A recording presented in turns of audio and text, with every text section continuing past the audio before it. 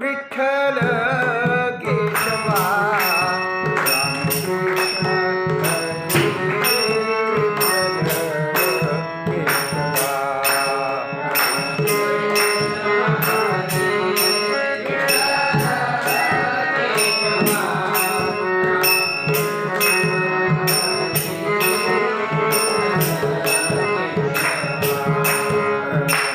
रामकृष्ण हरी विठ्ठल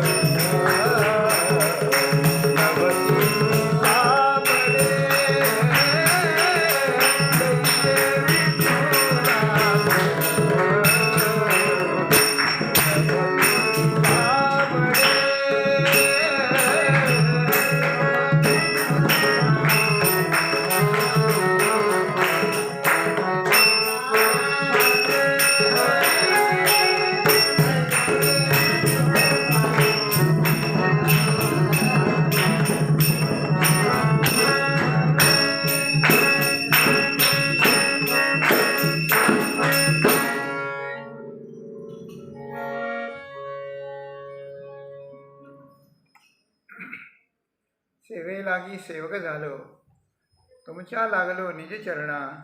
हो स्वामी तुकया देवा, यावरी न करावा अवेर. सहज लिळे उदकी वया, तुम्ही रक्षिलिया निज सत्ते. अहो स्वामी तुकया देवा, यावरी न करावा अवेर. निळा म्हणे धराल हाती, तरी द्यालमती निरूपमा. अहो स्वामी तुकया देवा, यावरी न करावा अवेर.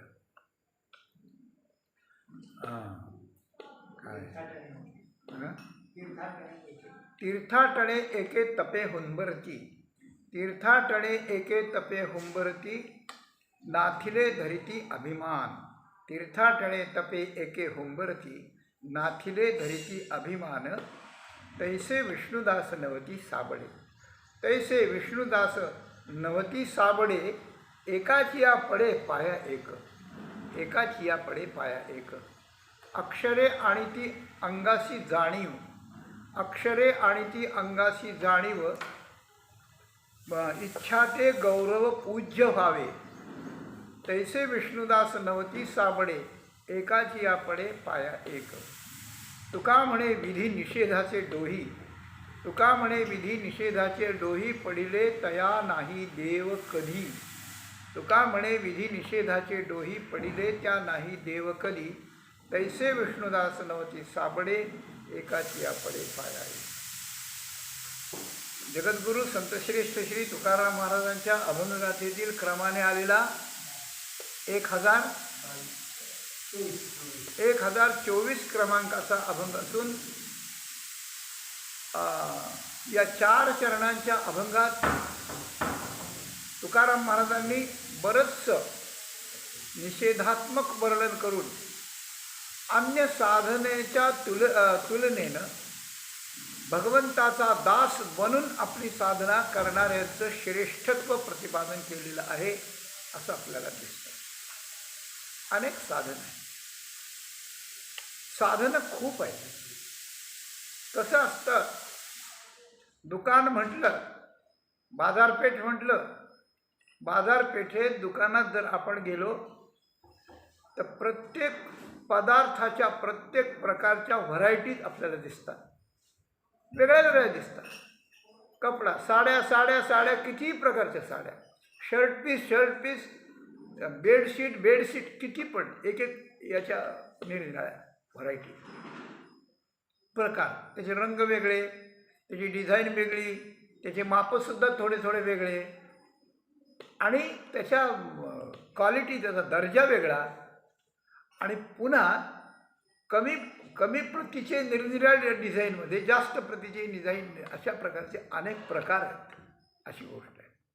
म्हणजे हे सगळं जग आहे ना, हे जग सगळं अनंत प्रकारचं जग आहे. आणि सगळ्या प्रकाराच्या जगात प्रकाराचे 3 तुका म्हणे केले जग. अशा प्रकारचे 3 प्रकार, उत्तम, मध्यम, कनिष्ठ वगैरे असं आहे. तर सगळ्यात प्रकार आहेत. सगळ्यात प्रकार का आहेत बरं? इतक्या प्रकारच्या वस्तू देवानं का निर्माण केल्या असतील?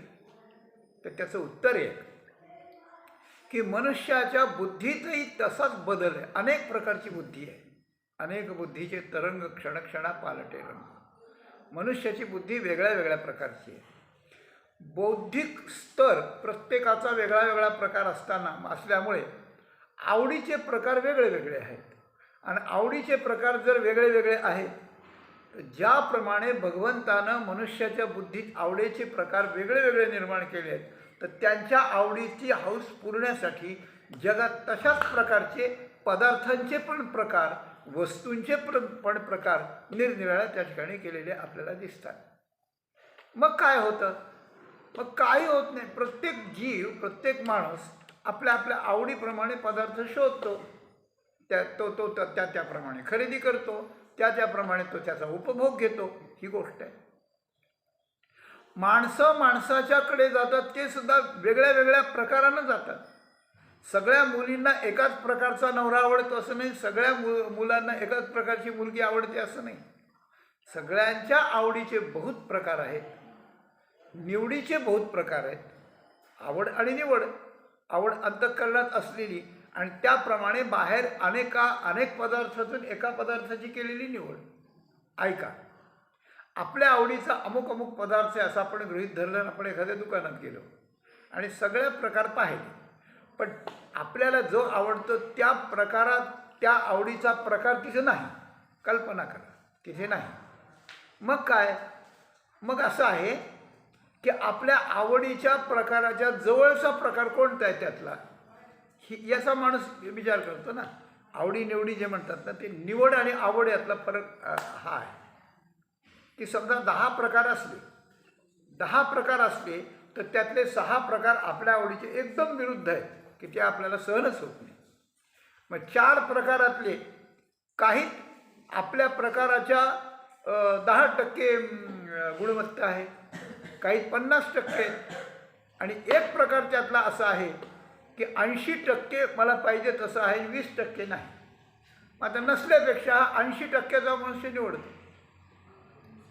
म्हणून जगामध्ये आपल्यासाठी आवड निवड करताना मनुष्य आपल्या आवडीचा विचार करून निवड त्या ठिकाणी करतो आणि त्याप्रमाणे निवडून आपला निर्वाह त्या ठिकाणी जो बुद्धीचा, मनाचा, शरीराचा काय जे असेल तो त्या ठिकाणी करतो.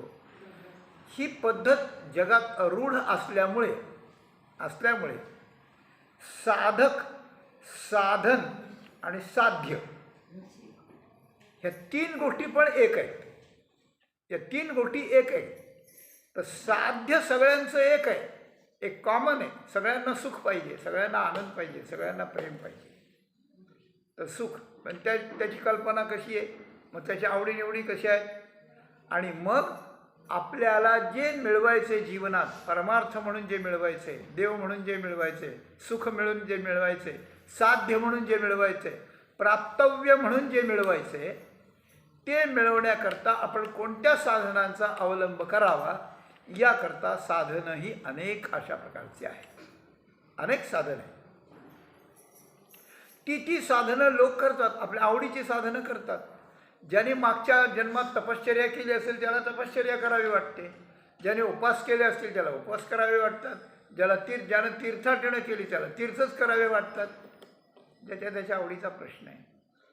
ज्याच्या त्याच्या आवडीच्या माध्यमातून, साधनातून आपलं साध्य जे आहेत, निहित साध्य आहे, त्या साध्यातही फरक आहेत. काही भ्रमसाध्य आहेत आणि काही योग्य साधन आहे. परमेश्वराची प्राप्ती, परमेश्वराची प्रसन्नता, परमेश्वराची जीवाची एकरूपता हे वेदांत शास्त्रानं सांगितलेलं जे साध्य आहे ते साध्य फार थोड्या लोकांना पडतं. बाकी अन्य साध्यातही गडबड आहे सगळी. कुठे कुठे काय काय आहे ते. कोणाला स्वर्गात जाणं आवडतं, कोणाला सत्यलोकात आवडतं, कोणाला पुन्हा इथंच यावं वाटतं, काय वाटतं ते वाटतं. असू द्या, पण त्या साध्याच्या अनुरूप असलेली ती साधनं माणसाला त्या ठिकाणी आवडीची असतात आणि ती माणसं ती निवडतात.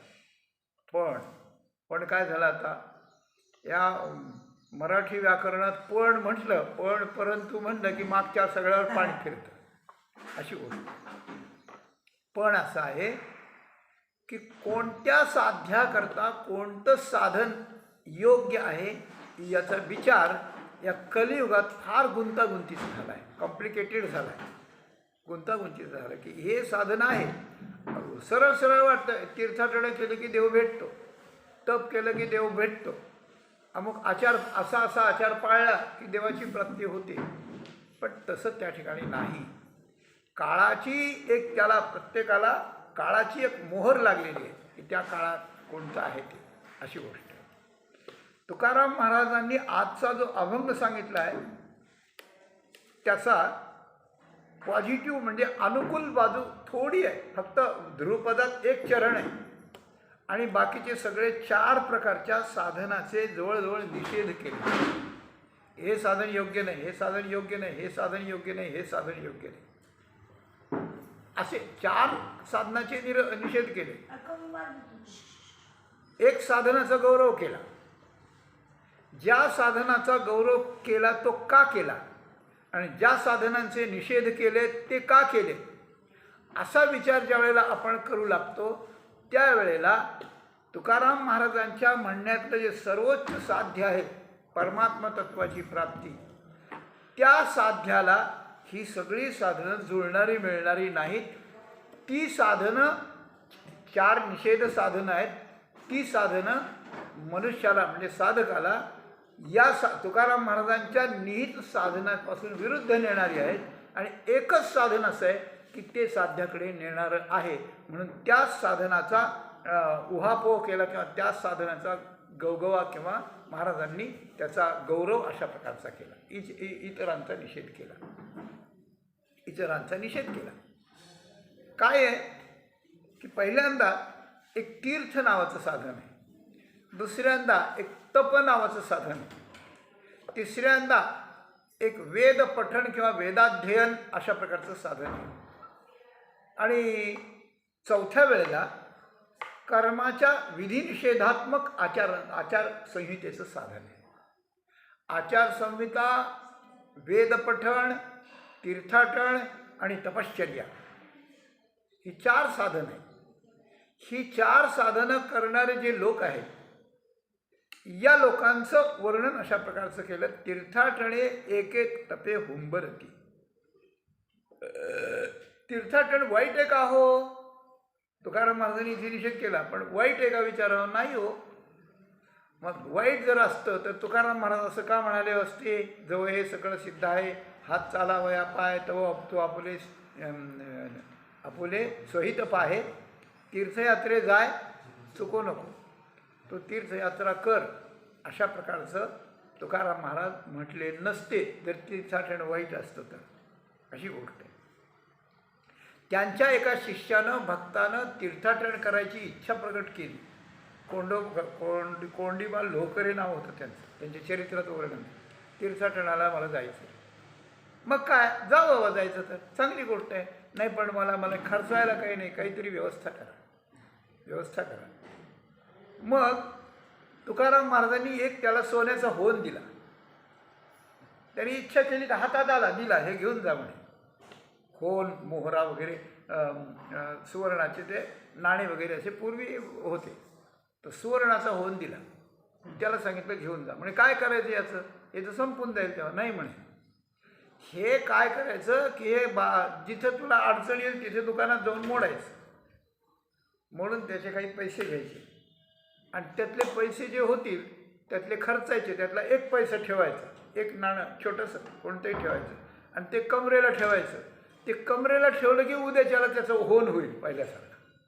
मग पुन्हा मोडायचं, मग पुन्हा त्याचं करायचं, पुन्हा 1 पैसा ठेवायचा. असं करून तुझी सगळी तीर्थयात्रा आहे की नाही? मज्जा.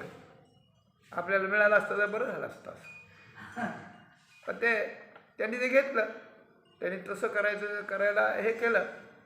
त्यांनी सगळी तीर्थयात्रा केली. पण त्याला वाटलं हा होन आपल्याला सतत वापरायला असाच राहावा. दुसऱ्या दिवशी तो गायब झाला. हे मला सांगायचं नाही, पण तुकाराम महाराजांनी त्याला तीर्थयात्रा करायला परवानगी दिली, आज्ञा दिली आणि तो होनही दिला, त्याची व्यवस्था केली. अनुकूलतेनं का प्रतिकूलतेनं? तर अनुकूलतेनं केली त्याला, अशी गोष्ट आहे. म्हणजे तीर्थयात्रा तुकाराम महाराजांना निषेधात्मक नाही अशी गोष्ट आहे. आणि असं म्हणत तर एकीकडे तुकाराम महाराज म्हणतात तीर्थभ्रामकासी आणि ना आळस कडू स्वर्गवास करीन भोग. तीर्थभ्रमण करणाऱ्याला मी आळस आणेल की तीर्थाचं ते साधन सोडून द्यावं आणि तुकाराम महाराजांच्या कीर्तनात येऊन त्या ठिकाणी आनंदानं टाळी वाजवीत रामकृष्ण हरी म्हणत बसावं, अशी गोष्ट आहे. तर गोष्ट अशी आहे की मनुष्यानं प्रपंचात बुडून जाण्यापेक्षा प्रपंचाला सोडून जाण्याचा अभ्यास करावा. त्याच्याकरता तीर्थयात्रा करावी. तिथे तीर्थ आहे, क्षेत्र आहे, देव आहे, संत आहे, सगळं आहे. तिथे आपलं मन रमवावं, काही साधन थोडंफार करावं, परत यावं, अशी गोष्ट आहे. पण उद्धाराकरता तीर्थयात्रा जर त्या ठिकाणी केली तर त्याचं वर्म न समजल्यामुळे ती तीर्थयात्रा अंतिम साध्याकरता पर्याप्त होत नाही. हा तुकाराम महाराजांचा सूर या सगळ्या साधनाच्या निषेधातून आपल्याला प्रकट होतो आहे. बरं का? काय केले तीर्थाटन, केले तीर्थाटन केला अहंकार जतन, असं महाराजांचं वर्णन आहे. तर जे जे साधन करावे, जे जे करावे साधन, ते ते साधनी रिगे साधनाभिमान, एकनाथी भागवत. तर साधन केलं तर त्याचं हे त्या ठिकाणी होतं, अशी गोष्ट आहे. एक माणूस काशीला गेला, काशीला गेल्यानंतर परत आला आणि परत आल्यानंतर त्याच्यानंतर एका पंक्तीला गेला. पंगत होती मोठी, कोणाची तरी समाराधना होती, पंगत अशा प्रकारची होती. काशीला गेल्यावर काशीफळ भोपळा त्याने सोडला होता, बरं का, भोपळा सोडला होता आणि तिथं नेमकी तीच भाजी होती, काशीफळ भोपळ्याची भाजी होती. तर छी छी छी छी छी छी छी, मला वाढू नका, ते अजिबात वाढू नका, काढून घ्या. का का तुम्ही काशी केली का महाराज? काशी केली? अहो काशीत काय घेऊन बसला? हां, काशी, कया, द्वारका, बद्रीनारायण 4 वेळा केलं, जगन्नाथपुरी, रामेश्वर, द्वारका, अमुक सगळी तीर्थाची यादीच वाचली. आपण केलेलं तोंडातून काढलं की त्याचं फळ निघून जातं, असं शास्त्र आहे, बरं का. म्हणून काही आपल्या मुखानं म्हणायचंच नाही, पण त्यांनी सगळी यादी वाचली. ययातीचं उदाहरण आहे, स्वर्गातून खाली यावं लागलं त्याला, सगळा दृष्टांत सांगत नाही. तेव्हा अशा प्रकारची सगळी यादी त्या ठिकाणी वाचली. हे केलं, ते केलं, ते केलं, ते केलं. आणि केलं तर मग काय झालं? फक्त तीर्थाटन केल्यामुळे भोपळा मला वर जे आहे तेवढा काढून घ्या, एवढं सरळ बोललं झालं असतं. त्याला तर छी छी म्हणजे ते काय घाण झाली का लगे एकदम. आणि सगळ्याला खायला भाजी आहे ना, ती चांगली आहे ना, अमृत आहे ना ते. तेव्हा गंमत अशी असते की मनुष्य जे जे करतो ते आपणच केलं आहे आणि दुसऱ्यानं केलं नाही, दुसऱ्याला काही आलं नाही, अशा प्रकारच्या दुसऱ्याशी तुलना करून स्वतःचं मोठेपण मिरवण्याचा जो प्रयत्न करतो आणि तो जो अहंकार नावाचा शत्रू निर्माण होतो आणि तो शत्रू अंतःकरणाला कठीण बनवितो. अहंकाराचे कठीणपणे विरे असं म्हणलं, अहंकार कठीण बनवतो. अहंकारामुळं कठीण अंतःकरण बनलं की त्याच्यामध्ये भगवंताचं प्रेम शिरत नाही, प्रेम त्याच्यात शिरत नाही. अशी अहंकार अहंकार त्या ठिकाणी असा शिथिल झाला पाहिजे, शिथिल झाला पाहिजे, मग प्रेम शिरतं.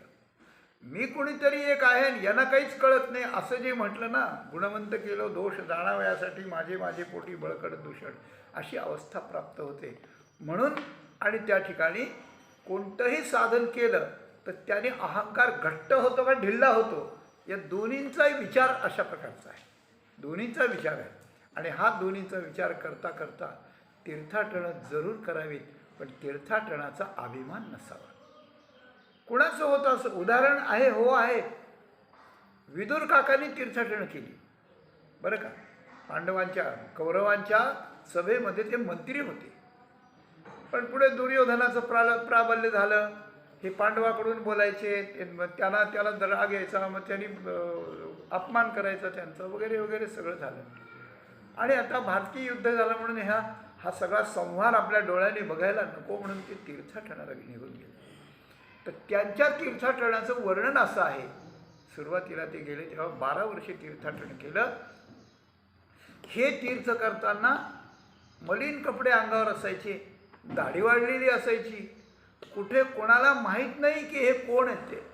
विदुर काकांनी आपलं नाव, रूप, आपलं मंत्रिपद, आपलं सगळं बाजूला ठेवलं आणि जाऊन साधू संतांची सेवा करायची, तीर्थाचं स्नान करायचं, देवाला दर्शन घ्यायचं, प्रदक्षिणा करायची, साधू संतांची जेवढी होईल तेवढी सेवा करायची. अशा प्रकारची सेवा केली, अशी सेवा केली.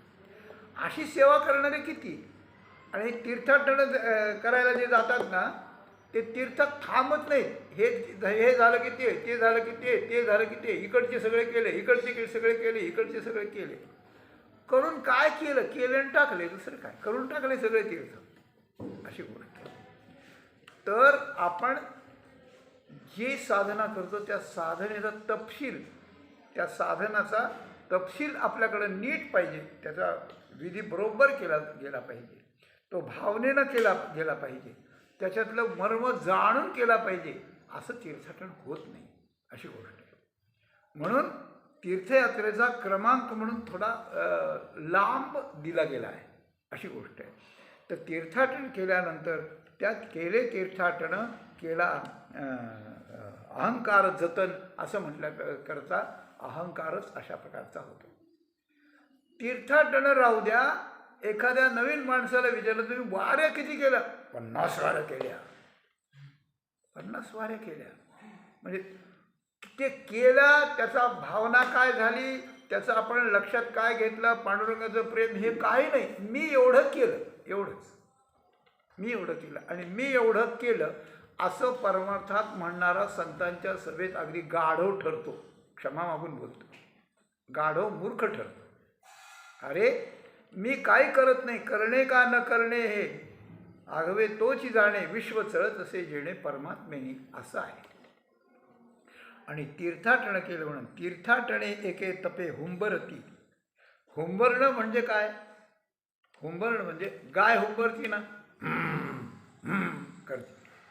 गायचं हंबरणं वेगळं, हंबरडा फोडणं वेगळं, हुंबरणं वेगळं बरं का.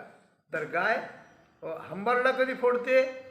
कसायाकडे गेल्यावर त्यांनी सुरी पाळल्यावर ती हंबरडा फोडते. हंबरते कधी? अम्मा करते. ती कधी करते? तर वेळ झाली वासरू सोडायची, वासरू सोडलं नाही तर. आणि हुंबरती कशी? करते.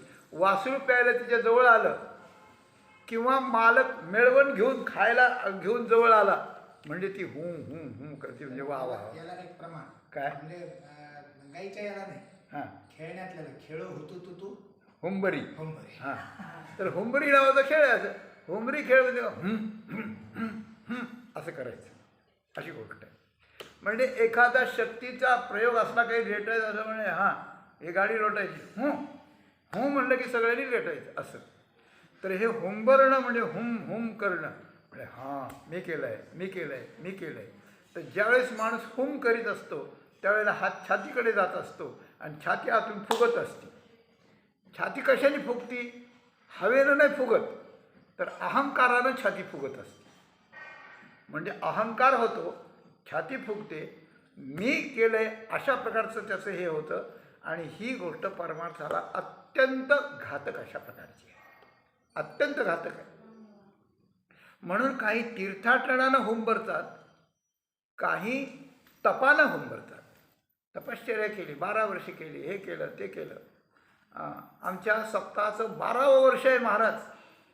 2 तप झाली, 4 तप झाली. 2 तप झाली म्हणजे काय झालं? 24 वर्ष झाली. काय केलं 24 वर्ष? सप्ताह म्हणजे काय? 7 दिवस. 7 दिवस 7 दिवस काही सप्ताहात 24 तास असतं काय? नाही. कीर्तन 2 तास असतं, भजन 2 तास असतं, प्रवचन 1 तास असतं, पारायण 2-3 तास असतं, 5-7 तास. त्याच्यात काही बसले काही नाही गेले म्हणजे किती झाले असे? ते 24 वर्ष एकदम 2 तप ठेवायचे. पण त्यातलं किती असतं? 365 दिवसातले 7 दिवस. बाकी काय केलं असतं? बाकी इकडंच काहीतरी केलेलं असतं नको ती. लक्षात आलं का? म्हणजे एक तप जर सप्ताह केला तर 84 दिवस, त्यातले अर्धे गेले. एवढेच झालं. बाकीचं काय? बाकीचं काही नाही. पण ते 24 वर्ष 12 वर्ष ते डोक्यात असे फिट बसतात. वारीचे 50 वर्ष आणि सप्ताहाचे 12 वर्ष. बाकी नालायकपणा किती केला आहे ती काही नाही, त्याचं येत नाही ना काही, अशी गोष्ट आहे. तर माणूस जे वाईट करतो ते खूप त्याच्या चित्तात बसावं, त्याला जिव्हारी लागावं ते की माझ्याकडून फार वाईट झालं आहे, आणि चांगलं केलेलं माणसाने विसरून जात जावं. तर कोणतीही साधना विसरून गेल्याशिवाय ती आपल्याला फळ देत नाही. अशा प्रकारचा मुद्दा लक्षात घेऊन तुकाराम महाराजांनी तपे, तीर्थाटणे, अक्षरे अंगी आणि ती अंगाशी जाणीव आणि विधिनिषेधाचे डोही पडले, या 4 साधना अशाच प्रकारच्या आहेत की ज्यामुळे अहंकार वाढतो, ज्यामुळे मी असा घट्ट अशा प्रकारचा होतो आणि त्यामुळे देव दुरावतो, अशी गोष्ट आहे. तर तीर्थाटणे एके तपे हुंबरती, नाथिले धरिती अभिमान. तर तपाचं पुण्य झालं, तीर्थाचं पुण्य झालं, हे सगळं झालं, पण अभिमान जो धारण केला तो अभिमान भगवंताला त्या ठिकाणी तिळभरी जरी होय अभिमान, मिरू तो समान भार देवा. तो अभिमान देवाला घातक अशा प्रकारचा आहे देवाच्या प्राप्तीसाठी. आणि हे अभिमान धरतात आणि नाथीले धरतात. नाथीला म्हणजे काय आणि आथीला म्हणजे काय? आथीला म्हणजे असलेला, नाथीला म्हणजे नसलेला. सरळ अर्थ आहे. अगदी ज्ञानेश्वरीच हे वर्णन आहे बरं का. तया स्वांतःकरण जिता सकळ कामोपशांता परमात्मा परवता दुरी नाही. जैसा किडाळाचा दोष जाये तरी पंधरे तेची होय, तैसे जीवा ब्रह्मत्व आहे संकल्प लोपी. हा घटाकार जैसा निमालिया तया अवकाशा नलगे मिळो जाणे आकाशा आना ठाया. आणि पुढे हा शब्द आलाय नाथीला अहंकार. तैसा देहाहंकार नाथीला तो समूळ जयाचा नाशिला, तोची परमात्मा संचला आधीची आहे. या 4 ओव्यात ज्ञानेश्वर माऊलींनी 2 चपकल दृष्टांत देऊन सिद्धांत 2 वेळा अशा प्रकारचा त्या ठिकाणी सांगितला. एक संकल्प लोप आणि एक नाथिल्या अहंकाराचा पूर्ण विनाश. हे या दोन गोष्टी सिद्धांताच्या आणि 2 गोष्टी दृष्टांताच्या सांगितल्या. त्यात नाथीला अहंकार सांगितला. आपण तीर्थाटन करीत असतो पण तीर्थाटन आपण करीत नसतो बरं का. आपण संकल्प करतो मला तीर्थाला जायला, मला तीर्थाला जायचं आहे. पण तीर्थाला जाण्याकरता आपल्याला जे काही उपलब्ध केलेलं आहे, जे शरीर आहे चालणारं, हे कोणी निर्माण करून दिलं? हे काय आपण निर्माण केलं का? आपण आभाळातून आणलं आहे का शरीर हे तीर्थाटनाला जायला? हे देवानं निर्माण करून दिलं आहे. देवानं निर्माण त्या शरीराला तीर्थाटन जाण्याच्या काळात जे पूर्ण आरोग्य प्रदान केलं ते कोणी केलं? आरोग्य प्रदान केलं ते देवानंच केलं. शरीर दिलं, आरोग्य दिलं. तीर्थाटनाला जाण्याची बुद्धी कोणी दिली? बुद्धी कोणी दिली? बुद्धीचा जनिता लक्ष्मीचा पती, ती बुद्धी पण त्यांनी दिली. बरं, जाण्याकरता जे द्रव्य निर्माण केलं, आपल्याकरता जे द्रव्य दिलं ते द्रव्य मुळात कोणी निर्माण केलेलं आहे? ते त्यांनीच केलं आहे. तीर्थाटनाला जायचा जो रस्ता आहे तो निर्माण कोणी केला? तुझ्या बापांनी केला का सासऱ्यांनी केला? सांग ना. त्यांनीच केला. तीर्थ निर्माण कोणी केलं? त्यांनीच केलं. त्या तीर्थात कोण बसलाय? तोच बसलाय. म्हणजे तीर्थ निर्माण करणं, त्याच्यात बसणं, रस्ता निर्माण करणं, शरीर देणं, बुद्धी देणं, आरोग्य देणं, द्रव्य देणं, ह्या सगळ्या गोष्टी जर भगवान जर केलं, भगवान जर करतो आहे तर नागूजी तू काय केलं रे? तू काय केलं? आणि सगळं भगवंताने केलेलं असताना भगवंताने माझ्याकडून करून घेतलं या दासाकडून असं म्हटलं तर थोडं बरं आहे. बोटचेप आहे एकदम जरी नसलं तरी. म्हणून आपण काहीच न केलेलं नसताना मी केलं म्हणजे मी आहे अशा प्रकारचं आहे. तर विचार केला तर आपला अहंकार सिद्धच होत नाही. म्हणजे मी कोण आहे ते शिल्लकच राहत नाही, ते उडून जातं वरच्यावर अशी गोष्ट आहे. म्हणून त्याला नाथीला अहंकार म्हटलं. नसलेला नाथीले धरिती अभिमान असं म्हटलं. अभिमान अहंकार अर्थ एकच आहे. तर तिथे असं त्या ठिकाणी सांगितलं की काय आहे की हे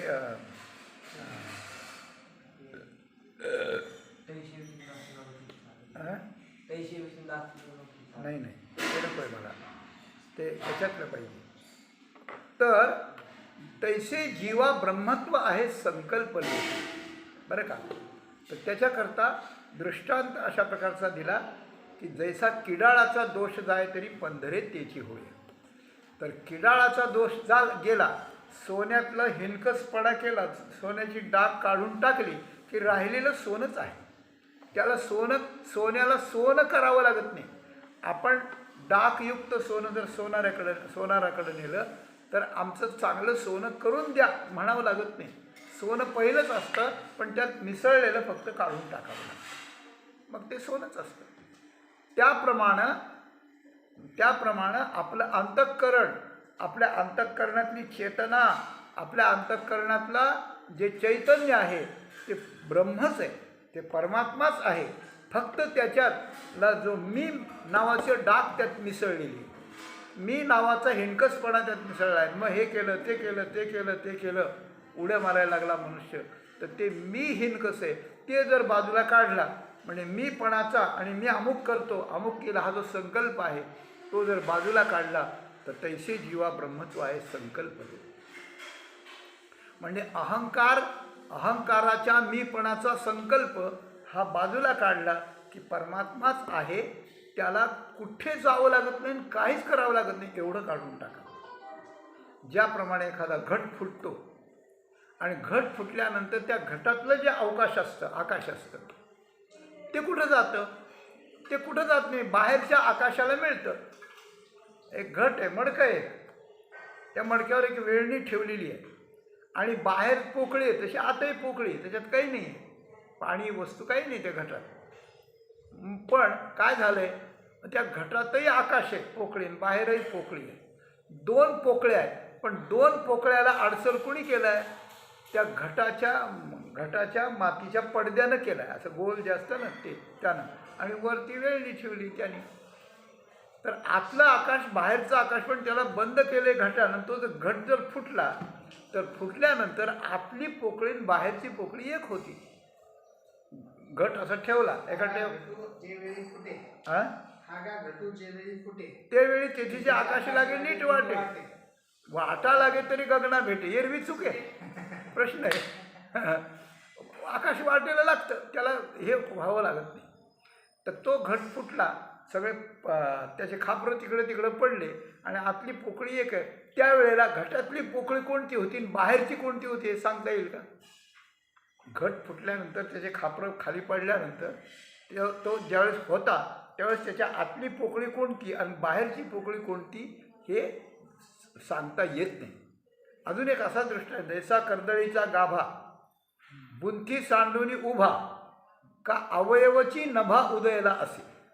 असं त्याचा जास्त खुलासा नाही करत मी, परंतु अशा प्रकारे त्या घटाच्या आतलं आकाश बाहेरच्या आकाशाला एक रूप होऊन जातं.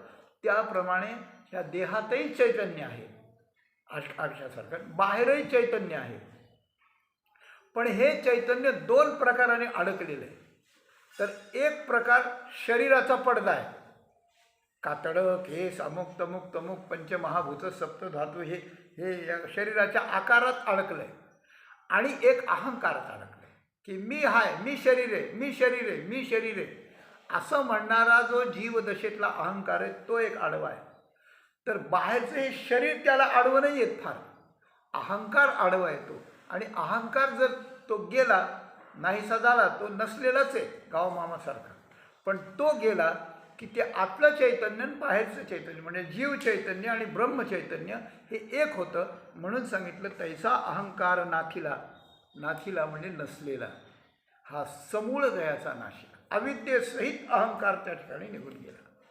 गुरूंच्या कृपेनं, आपल्या तीव्र वैराग्याच्या, विवेक वैराग्याच्या साधनानं, गुरुकृपेनं, अनंत जन्माच्या भाग्यानं, ज्या वेळेला गुरु तू देह नाहीस, तू जीव नाहीस, तू मन नाहीस, बुद्धी नाहीस, तू पंचकोश नाहीस असं म्हणत म्हणत मस्तकावर हात ठेवून तू ब्रह्म आहेस असं म्हणतात. आणि ते भाग्यानं आपल्याला जेव्हा आकलन केलं जातं आणि त्यावेळेला मी नावाची वस्तू कुठंच सापडत नाही, कुठंच सापडत नाही. मग असतो तो परमात्माच असतो, असतं ते ब्रह्मच असतं.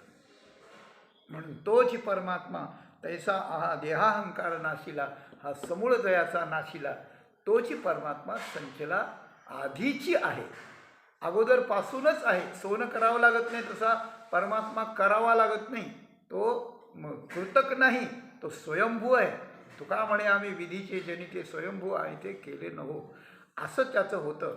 म्हणून जी जी साधना केल्यानं अहंकार वाढतो ती साधनाच नाही तर भगवंताच्या प्राप्तीला तो प्रतिबंधही नाही, ते विघ्न आहे.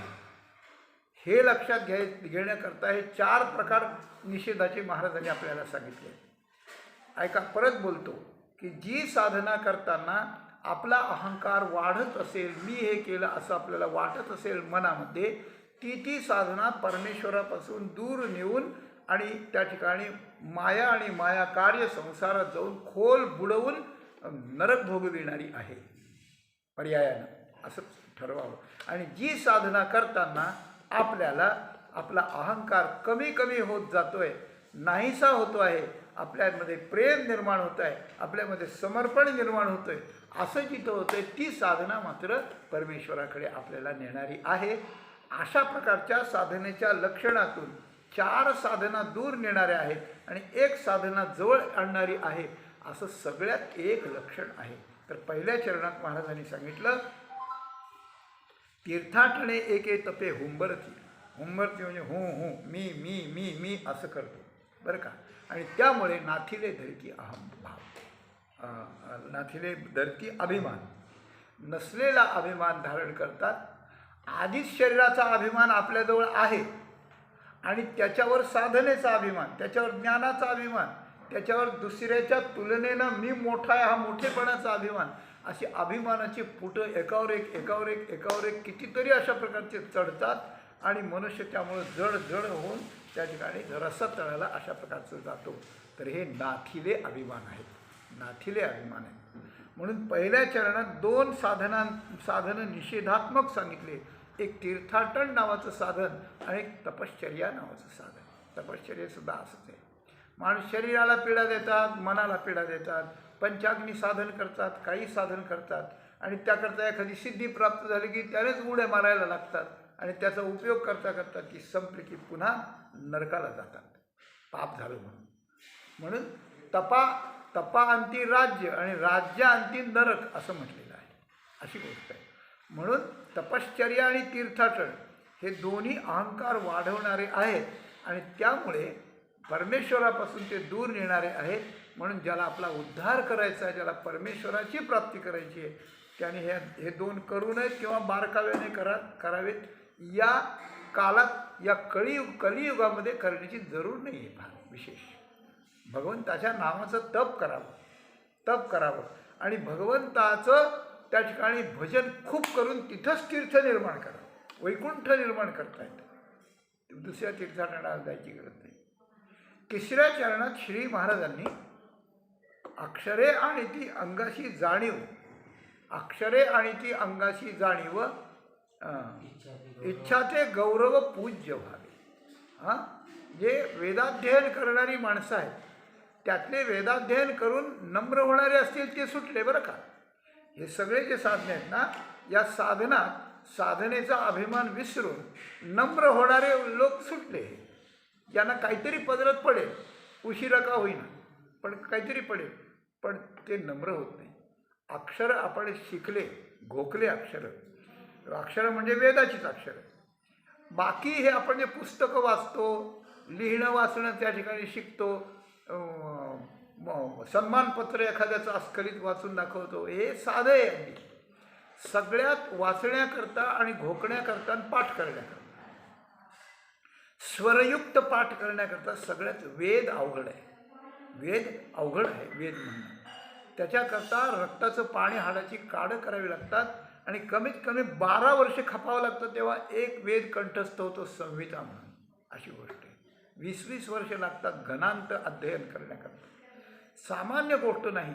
माणसाच्या शरीराची अशी चिपोटी पिळवटून निघतं अंग माणसाला, परंतु ती अक्षरं अंगात जाणीव आणतात की वेद कळला की सगळं कळलं, अशी गोष्ट आहे. वेद म्हटलं की सगळं म्हटलं, वेद कळला की सगळं कळलं आहेही तसं, पण अहंकार विवर्जित झालं तर, अशी गोष्ट. एका वैदिकाचा दुसऱ्याने खूप मान करावा अशी त्याची योग्यता आहे. वैदिकाची योग्यता खूप मोठी आहे, पण ती दुसऱ्यांनी समजावी आणि त्याला त्याचा अहंकार असू नये, हे 2 त्याला ऑप्शन्स आहेत. नाही तर मग नाही त्याला अहंकार झाला तर नाही आणि त्याने जाणीव येते आणि ती जाणीव असं म्हणते इच्छा ते गौरव, त्याला इच्छा होते त्या जाणीवेतून. अक्षराचं पठण केलं, ते व्यवस्थित बोलता आलं, लोक अवाक होऊन आपल्याला पाहायला त्या ठिकाणी लागले, म्हणजे जाणीव येते की मी जाणताय, वेद जाणणारा मी आहे आणि एक इच्छा निर्माण होते. जाणीवेतून हळूच एक इच्छेचा अंकुर फुटतो. काही गौरव व्हावा माझा, मी पूज्य व्हावं, माझा सत्कार व्हावा, इथे व्हावा तिथं व्हावा, मला सोन्याचं कडं मिळावं, मला हे करावं. व्यवहाराच्या दृष्टीने पाहिलं काही वाईट नाही आहे, ते वावं नाही आहे. अरे 12 वर्षे हे घसा फोडून हे केलं आहे, मग एवढा गौरव होऊ नये का त्याचा? करावा लोकांनी, पण त्याला वाटू नये. इथंच बारीक ठिणगी आहे, त्याला वाटू नये. तर हे जाणीव अंगाला आणतात बरं का. काय अक्षरे आणि ती अंगाशी जाणीव, इच्छा ते गौरव पूज्य व्हावे. आणि ही जी जाणीव आहे, एक जाणीव करी तोची नेणे, अखिले पण मिरवी तेची उणे, आम्ही जाहलो ऐसे जो म्हणे तो काहीची म्हणे. ही उलटी गंगा आहे, नाथाच्या घरची उलटीच खूण आहे. जे आपल्याला बरं वाटतं ना भाव वाटतं ते नसलं तर परमेश्वराजवळ जाता येतं. ही किल्ली आहे याची. तर ती अंगाला जाणीव होते. म्हणून वेदाध्ययन करणारे सुद्धा असेच हुंबरतात आणि त्यांना काही लक्षात येत नाही की कशामुळे आपल्याला हे व्हायला लागलं ते.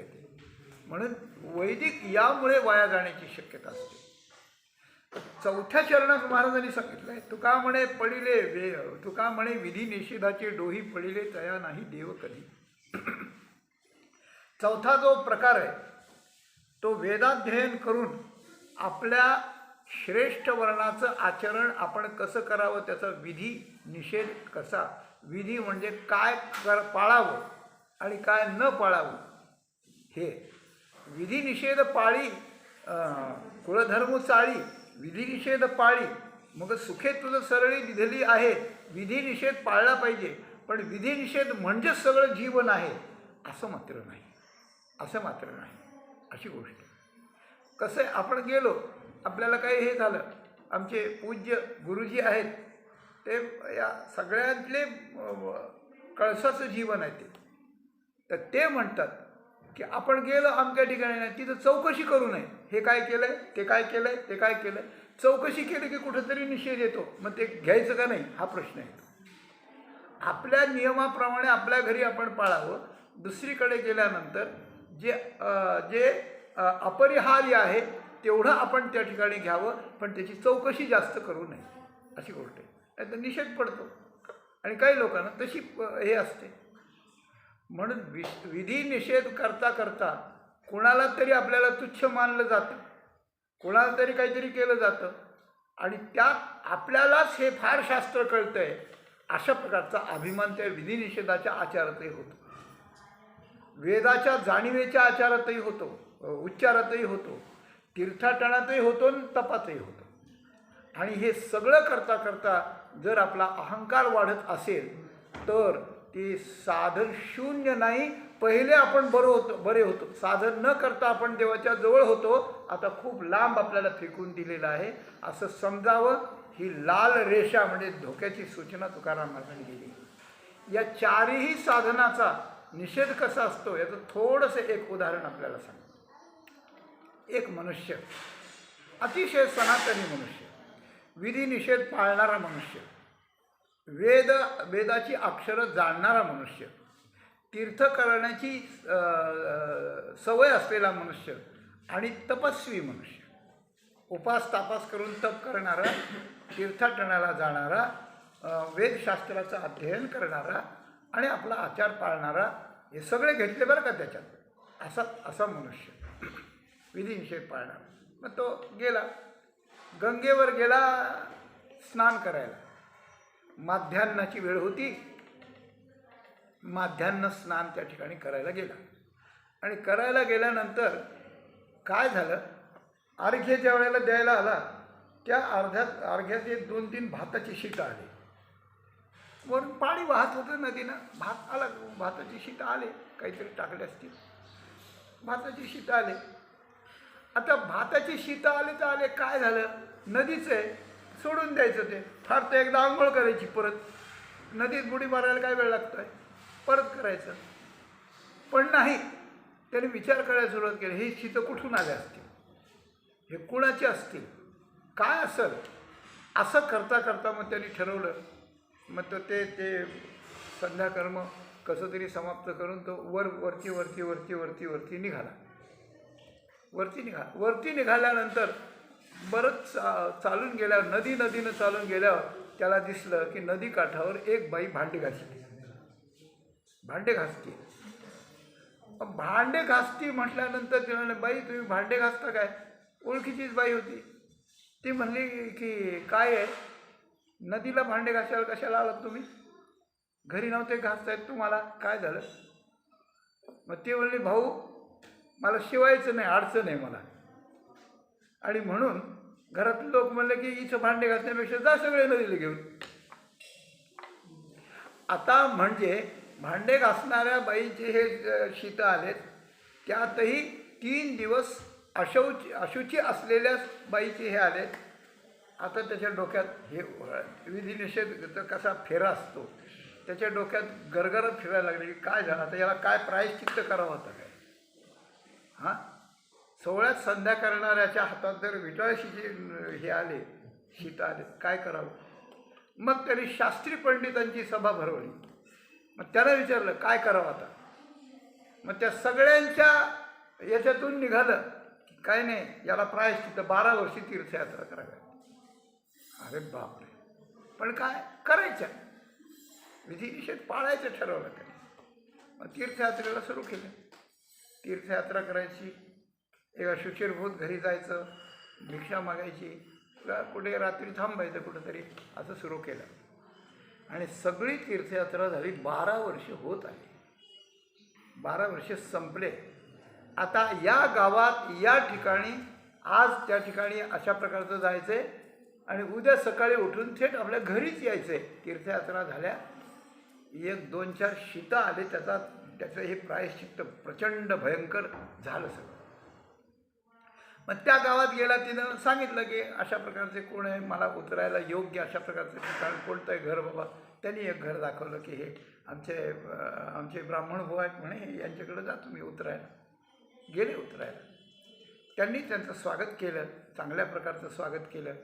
त्यांना फार हायसं वाटलं की आपल्याला आज अतिथी आला. अतिथी देवो भव, गृहस्थाचं काम आहे. त्यांनी घेतलं, त्यांना रात्री जीव खाऊ घातलं, छान गप्पा मारल्या, तीर्थयात्रा केल्याचं सांगितलं. रात्री हे झोपले. हे झोपल्यानंतर सकाळी उठले.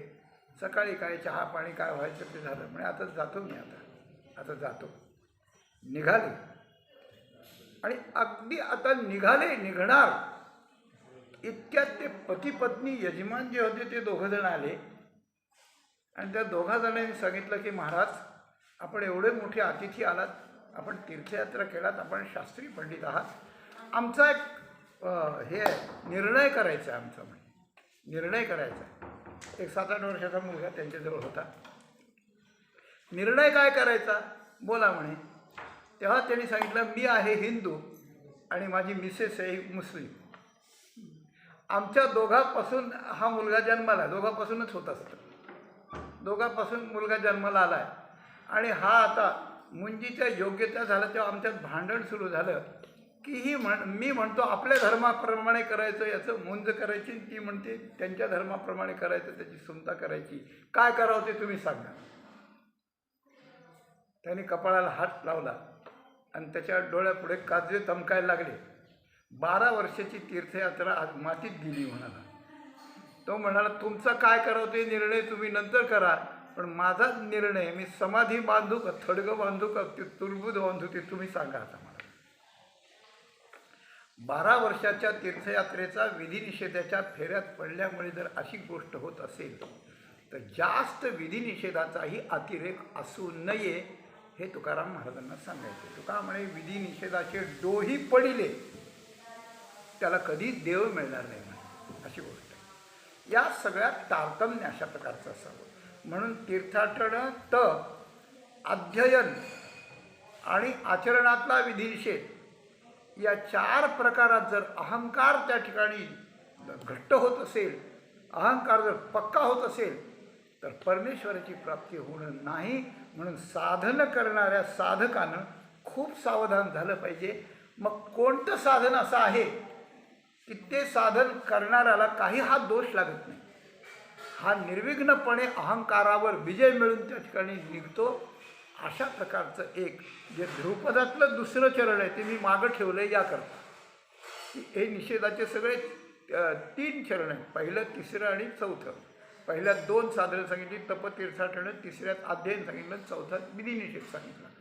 आणि या कोणाला, या तिघांनाही देव, 4घांनाही देव मिळणार नाही असं तुकाराम महाराजांची लेखणी आहे.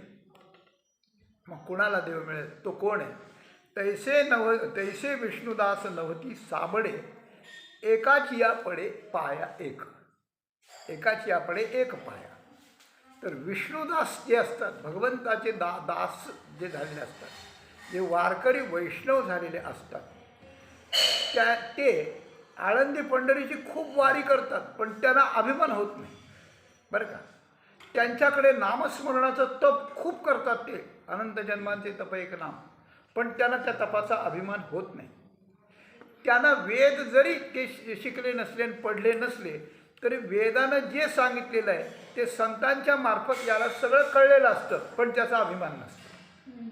आणि वारकरी विधिनिषेध अजिबातच पाळत नाहीत असं नसतं, तेही पाळतात. आपलं ज्याच्या गळ्यात माळ आहे त्याच्याच हातचं खातात. हां, विधिनिषेध अजिबात पाळणार नाही, मग तो काही बैल आहे का म्हैस आहे. काही नित्य नेमा विण अन्न खायचो श्वान, वाया मनुष्य पण भार वाहे तो वृषभ. नित्यनेम काही करत नाही, आचार पाळीत नाही, विधी निषेध अजिबातच पाळत नाही, जो उठतो आणि खातो आणि झोपतो असं त्या ठिकाणी करतो, तो बैल आहे आणि कुत्रा आहे तो, असं तुकाराम महाराजांचं म्हणतात. म्हणून या 4 साधनातलं थोडं थोडं तोही करतो, पण एक गोष्ट आहे की यांना जसा त्या साधनाचा अभिमान होतो तसा याला त्या साधनाचा अभिमान होत नाही. आणि त्याचं कारण आहे की ते विष्णुदास असतात, ते साबडे असतात. साबडे असतात म्हणजे भोळे भाळे असतात, सरळ काम असतं त्यांचं. हां, आरुष साबडे नामे माझे वेडे, मार्गी मागे पुढे सांभाळावे. आपल्या नामदेवांचा हात ज्ञानदेवांच्या हाती देताना भगवंतांनी सांगितलं, हे साबळे, हे भोळं भाबडे म्हणे, हे भोळं भाबडे. काय गाताती साबडे, काय त्यांचे प्रेम आवडे विठोबाशी बरं का. भोळे भाळे भक्त गाताती साबडे, त्यांचे प्रेम आवडे विठोबाशी. यांना जाणीव नसते, हे साबडे असतात. आणि यांच्यात एक आहे, वारकऱ्यांचा एक सोर्स असा आहे किंवा एक साधनेतला प्रकार असा आहे, एकाची या पडे एक पाया. एकाच्या पाया एकमेकाच्या पाया पडतात. आणि पाया पडलं की अहंकार पळूनच जात असतो. अहंकार मोठा आपला दुसरा आपल्या पाया पडल्यावर अहंकार वाढतो, आपण पडल्यावर वाढत नाही. म्हणून एकाच्या एक पाया पडतात. म्हणून त्यांनी तीर्थ केले, आळंदी पंढरीची वारी केली, त्यांनी विधिनिषेध पाळला, त्यांना शास्त्रही कळलं आणि त्यांच्याकडून तपश्चर्याही घडली, तरी ती त्यांना अनुकूल होते, कारण एकाच्या एक पाया पडतात. अशी गोष्ट आहे. एक नवीन माणूस एका वारकऱ्याबरोबर याला गेला, कुठे पंढरपूरला गेला. त्याला काहीच माहीत नव्हतं, हे त्याला माहीत नव्हतं. आणि मग काय झालं, ज्याच्याबरोबर गेला एक माणूस आला आणि त्याच्या पाया पडला. मग तो माणूस पाहत होता की आपण ज्याच्याबरोबर आलो त्याच्या हा पाया पडतोय. मग त्याला वाटलं की अरे काय झालं की आपण ज्याच्याजवळ आलं ते मोठे महाराज आहेत आणि हा छोटा कोणीतरी साधक आहे, म्हणून हा यांच्या पाया पडतो. म्हणजे पाया पडणारापेक्षा ज्याच्या पाया पडतो तो मोठा, असं त्यांनी पाहिलं. मग आपल्याबरोबरचा माणूस दुसऱ्याच्या पाया पडला, मग तो मोठा, तो तिसऱ्याच्या पाया, मग तो मोठा, आणि तो परत याच्या पडला. मग त्याच्या डोक्यात चक्कर फिरायला लागली, आता नेमकं कोण मोठं आहे, नेमकं कोण मोठं. तेव्हा त्यांनी सांगितलं, इथं मोठं कोणी नाही, इथं लहान कोणी नाही, इथं अभिमान नाही, इथं अहंकार नाही, इथं प्रत्येकानं आपण सेवक आहोत आणि पुढे आलेला पांडुरंग आहे किंवा पुढे आलेली माऊली आहे असं गृहीत धरायचं, त्यांच्या रूपात त्याला पाहायचं आणि पाया पडायचं, असं आहे. मग तोही तसंच करू लागला. ही जी पाया पडण्याची नमस्काराची साधना आहे, ही अहंकाराच्या निवृत्तीची आणि त्या ठिकाणी निःशेष निवृत्तीची, नाथिल्या अहंकाराची निवृत्तीची, संकल्प निवृत्तीची आणि परमात्मरूप होण्याची अगदी जवळची साधना आहे. म्हणून विष्णुदास व्हावं, विधिनिषेध आपल्याला जेवढा शक्य आहे तेवढा पाळावा, शास्त्राचं ज्ञान आपल्याला शक्य आहे तेवढं करवून घ्यावं, तीर्थाटन जेवढं योग येईल तेवढं जरूर करावं, पण त्याचा अभिमान धरू नये. आणि नामस्मरणाचं तप निष्कामतेनं त्या ठिकाणी करून विष्णू भगवंताचा मी दास आहे असं त्या ठिकाणी म्हणवावं आणि अहंकार नाहीसा करून प्रेमानं भगवंताची भक्ती करीत त्याची कृपा प्राप्त करून घेऊन नाथीला अहंकार आणि समूळ नाश त्याचा भगवंताच्या कृपेने गुरूंच्या कृपेने करून परब्रह्मरूपाचा आणि त्या ठिकाणी अनुभव घेऊन आपली जीवनयात्रा आपण सफल करावी हा तुकाराम महाराजांचा संदेश आपल्यापुढे समर्पित करून झालेली सेवा प्रभूंच्या आणि माऊलींच्या चरणी समर्पित करून आपण या सेवेला पूर्णविराम देऊ. धन्यवाद.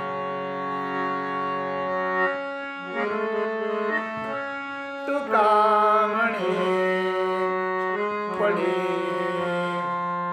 विधी निषेधाचे डोही, तुका म्हणे विधी निषेधाचे डोही,